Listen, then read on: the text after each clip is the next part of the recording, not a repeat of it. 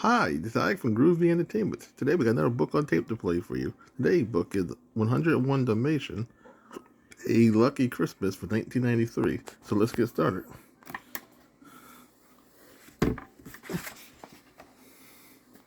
Hello again.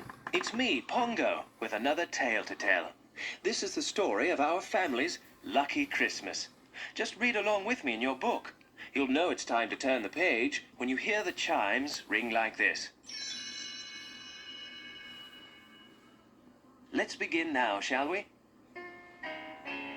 Christmas was only a week away. My wife, Perdita, and I had just rescued the Dalmatian puppies from that wicked Cruella de Vil, and were they happy to be home. Everyone in the Radcliffe house was getting ready for the holiday, especially my pet, Roger. He was hard at work on a new song for a Christmas Day television show.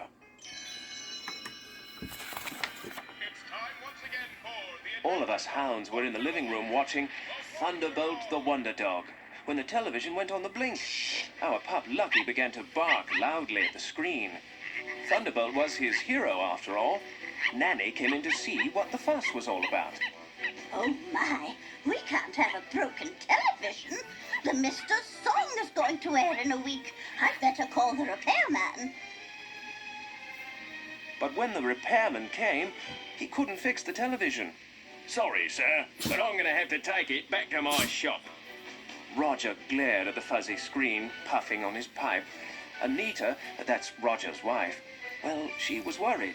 Will you have it back in time for Christmas? My husband's new song is going to be sung on a television show that day. Don't worry, Mum. I'll return it by then. I followed Roger upstairs, and that's when it happened. Afraid that he'd missed the rest of Thunderbolt, Lucky jumped into the box with the television. The repairman picked up the box and carried it outside. Then he put it in his truck, shut the door, and drove off. It wasn't until that night when Purdy was tucking the little nippers into bed and I was counting them, as I usually did, that I noticed one was missing. Purdy, I count only 98 puppies. Will you double check? I'll have a look around. I ran upstairs to the living room. Maybe the pup was watching television. Wait a minute, there was no television. Suddenly I knew who I was looking for. Lucky. He had been awfully interested in that television box when the repairman put the set away. Just then, Purdy raced into the room. Pongo, it's Lucky who's missing. I know, Purdy. Let's wake up the pets. Roger and Anita were sound asleep. Purdy tugged the covers off Anita. I stood next to Roger, barking loudly in his ear. Pongo, be quiet. Anita sat up. Something could be wrong. You better go check. Oh, all right. Purdy and I nervously waited for Roger to put on his robe and slippers. Then we ran down the stairs ahead of him. What's the trouble, Pongo? I pawed at the front door. Roger peered out the window. It's a blizzard out there. Anita came down the stairs. I'll get our coats. Then Nanny burst into the room. I just checked on the puppies. Lucky's missing. I'll bet that repairman took him. He's probably working for Cruella, like those two bandits just heard a notice. Roger shook his head. I don't think so, Nanny. No one has seen or heard from Cruella since a car accident. Besides, what would she want with one puppy? Come on, let's go look for him. Outside it was snowing hard. The wind was kicking up too. Purdy and I gave the front steps a good sniff, but they were already buried in snow. We looked up and down the street. Come on, Purdy. Let's head for the TV repair shop. But I don't know where it is, Pongo. I have an idea. We yanked on our leashes and tried to pull our pets down the street. Hold on, boy. Which way do you think we should go, Anita? Let's try the park. Purdy and I knew Lucky wasn't there. Even if he had gone to the park, it would be impossible to find him in the blizzard. We looked all over for him anyway. It was useless. Come on, Pongo. Come on, Perdita. Let's go back home. The next morning, Nanny called the television repairman. We all gathered by the telephone. Could you please just take a look round your shop? First, Nanny looked hopeful. Then she frowned. Well, thank you anyway. What the repairman didn't know was that Lucky had gotten as far as the repair shop. While he was unloading his truck, our puppy had jumped out of the box and dashed across the street. A newsboy delivering papers saw the near accident. He went over to Lucky, knelt down, and petted our frightened pup. The boy didn't think Lucky belonged to anyone, so he took him home. The boy's mother, however, didn't want a dog. You can keep him in the garage until you find his owner. But what if I can't find his owner, Mother? Then he goes to the animal shelter. Meanwhile, back at the Radcliffes, they were still checking around. Anita called the dog catcher. Hello? I'd like to report a missing Dalmatian puppy. You won't be going out in this weather? I see. Well, when you resume your rounds, he has little black ears, a red collar, and he answers to the name of Lucky. Thank you. The next 3 days were dreadful. Nanny tried to decorate the house, but after hanging only one Christmas stocking, she started to cry. The repairman delivered the television, but nobody really cared. Perdita wouldn't eat and sat staring out the window. Wherever he is, Pongo, I hope he's safe. Don't worry, Purdy. We didn't name him Lucky for nothing. He always manages to keep out of trouble. Roger tried to finish his Christmas song. Hey, Santa, you've got lots of lucky toys. Oh, lovely toys. He put his head in his hand. I can't concentrate, Anita. Roger, you must. Think of all the people who will enjoy your song on Christmas Day. You're right, darling. I'll try harder. That's the spirit. Anita still had Christmas shopping to do, but the last thing she wanted to see were merry people on the street. On her way home, she thought she saw Lucky tagging along behind a newsboy. Anita, get a hold of yourself.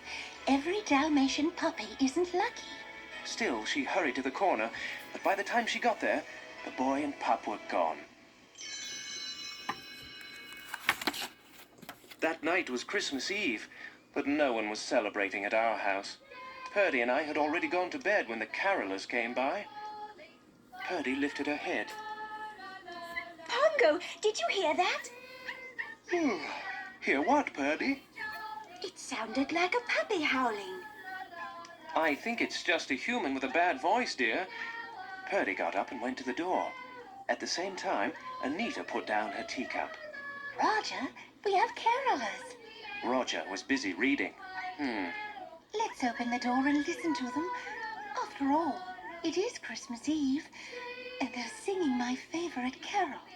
You go ahead, darling. I'm not in the mood. Anita got up and went to the door, but the carolers already had gone on to the next house.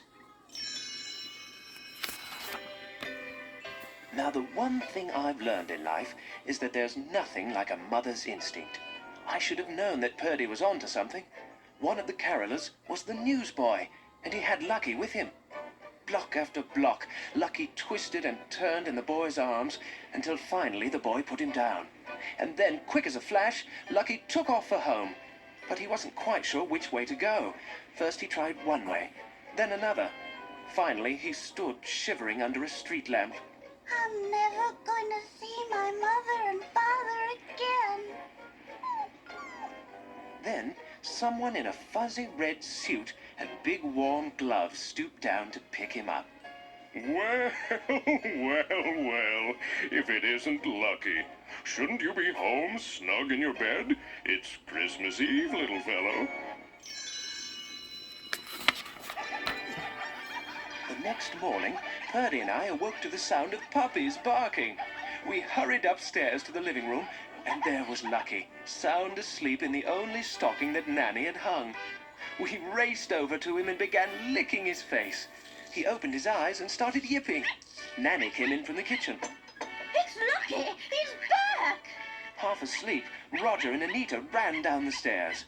So it is! Where in heavens did he come from? And how did he get in the stocking? Look, Roger. He has a red bow around his neck with a card. It says, Merry Christmas, Love SC. Roger looked at Anita. Love SC? Who is that? You don't think? No, it couldn't be Santa Claus, could it? I'm not sure, Roger. All I know is that this is the most wonderful Christmas present we could wish for. Anita and Roger hugged each other, and all the dogs began barking at once. Nanny shook her head in amazement. It most certainly is. Then Roger hurried over to the television and turned it on. Come on, everyone. The show is starting. We all gathered round him to celebrate the luckiest Christmas we'd ever had.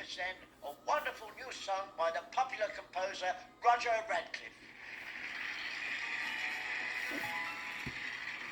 Hey Santa, I'm well aware that things are tough, and it's your busiest time of year. The Easter Bunny's work is done, and now your Christmas time is here. Your list is pretty long with who lives where and what they did, but it's not my fault you're overworked. I'm just a growing boy, I'm still a kid. So my hopes are pretty high, you see, but I still have one big fear, that because you're stressed you might forget what you are bringing me this year. So here's a little help so that you cannot go wrong. All the things that I deserve, composed into a song. I'd like a train that blows real smoke and a toy factory to make steel, a BB gun, a lead guitar, and a pet electric eel, 100 action figures to become my closest friends, and a giant brain homework machine so my play won't have to end. A bike that has a siren so I can fly up to the moon, and a life supply of helium to blow up all balloons. Have you got it now? Let's take a break. Please, Santa, let me see, before Christmas gets here this year, what you are bringing me. Hey, Santa, let's stop this talking about me. I know that you have feelings too, and one deadline you have to make for all our dreams to come true. You've got lots of lovely toys to make for everyone this year, but it's not my fault you're overworked. I'm just a growing boy, a kid. So my hopes are pretty high, but I am scared out of my wits that your reindeer are as tired as you and your sleigh is on the fritz. So if I may be of help to ease the pain of what you do, there's lots more stuff that I deserve, composed into verse 2. Is it a car that burns real gas, or a toy brother who gets lost?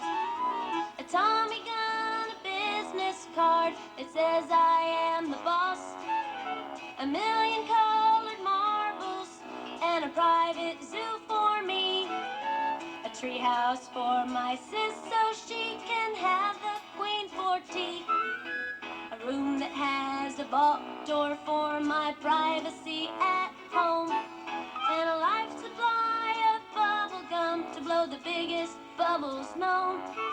Is that all there is? Oh, one more thing. I won't even make a sound. Not me, not even one mistake. When you come to town, I'll be so good, not one mistake. When you come to town.